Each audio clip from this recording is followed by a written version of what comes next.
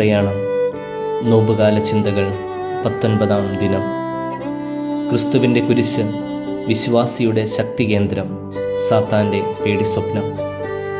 4-ാം നൂറ്റാണ്ടിൽ ജീവിച്ചിരുന്ന വേദപാരംഗതനായ ജെറുസലേമിലെ വിശുദ്ധ സിറിൽ AD 348 ജെറുസലേമിലെ ബിഷപ്പായി. കത്തോലിക്ക സഭയിലേക്ക് പുതുതായി വരുന്നവരെ വിശ്വാസത്തിൽ നിലനിർത്തുവാൻ മതബോധന പ്രഭാഷണങ്ങളുടെ ഒരു പരമ്പര അദ്ദേഹം നടത്തുകയുണ്ടായി. ആ 24 പ്രഭാഷണങ്ങൾ മതബോധന നിർദ്ദേശങ്ങൾ എന്ന പേരിൽ പ്രസിദ്ധമാണ്. 4-ാം പ്രഭാഷണത്തിൽ ഈശോയുടെ കുരിശിനെ കുറിച്ച് പറഞ്ഞിരിക്കുന്ന കാര്യങ്ങളാണ് പ്രയാണത്തിലെ ഇന്നത്തെ ചിന്താവിഷയം.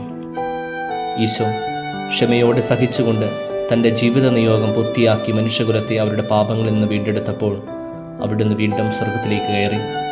ഒരു മേഘം അവനെ സ്വീകരിക്കുന്നു. അവിടുന്ന് സ്വർഗത്തിലേക്ക് കയറുമ്പോൾ അവിടുത്തെ അരികിൽ മാലാഖമാരും ഉണ്ടായിരുന്നു. അപ്പസ്തോലന്മാർ അത് ശ്രദ്ധാപൂർവം വീക്ഷിക്കുകയായിരുന്നു. ഞാൻ പറയുന്ന വചനങ്ങളെ ആരെങ്കിലും അവിശ്വസിച്ചാൽ ഇപ്പോൾ കാണുന്നവയുടെ യഥാർത്ഥ ശക്തി അവൻ വിശ്വസിക്കട്ടെ. എല്ലാ രാജാക്കന്മാരും മരിക്കുമ്പോൾ അതോടെ അവരുടെ ശക്തി കെട്ടടങ്ങുന്നു. എന്നാൽ ക്രൂശിക്കപ്പെട്ട ക്രിസ്തുവിനെ ലോകം മുഴുവൻ ആരാധിക്കുന്നു. ക്രൂശിക്കപ്പെട്ടവനെ നാം ഉദ്ഘോഷിക്കുന്നു. പിശാചുക്കൾ അവിടുത്തെ മുൻപിൽ വിറയ്ക്കുന്നു. പല കാലങ്ങളായി പലരും ക്രൂശിക്കപ്പെട്ടിട്ടുണ്ട്.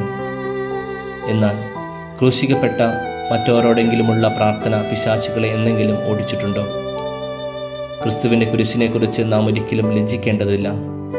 മറ്റൊരാൾ അത് മറച്ചു വെച്ചാൽ നിങ്ങളുടെ നെറ്റിയിൽ അത് പരസ്യമായി മുദ്രകുത്തുക. ആ രാജകീയ അടയാളം അത് കണ്ട് പിശാചുകൾ പരിഭ്രമിക്കുകയും വിദൂരത്തേക്ക് ഓടിപ്പോകുകയും ചെയ്യും.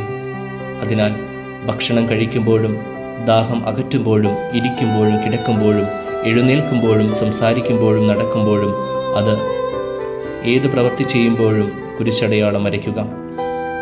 ഈ ഭൂമിയിൽ ക്രൂശിക്കപ്പെട്ടവൻ ഇന്ന് മുകളിൽ സ്വർഗത്തിലാണ്.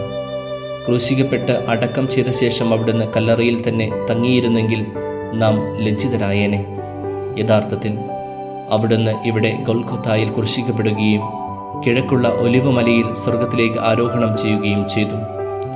കുരിശടയാളത്തിൻ്റെ ശക്തി വിശ്വാസികളെ ബോധ്യപ്പെടുത്തുക വഴി പിശാചിനെതിരായ ഏറ്റവും ശക്തമായ ആയുധം ബിഷപ്പ് സിറിൽ തൻ്റെ വിശ്വാസികൾക്ക് നൽകുകയാണ് ചെയ്തത്.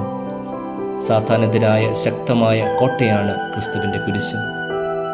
കുരിശടയാളം കാണുമ്പോൾ തന്നെ പ്രഹരിക്കാനുള്ള വടിയാണെന്ന് മനസ്സിലാക്കി സാത്താൻ ഭയന്നോടുന്നു എന്ന് വിശുദ്ധ ജോൺ ക്രിസോസ്തോമിൻ്റെ വാക്കുകളും ഇവിടെ പ്രസക്തമാണ്.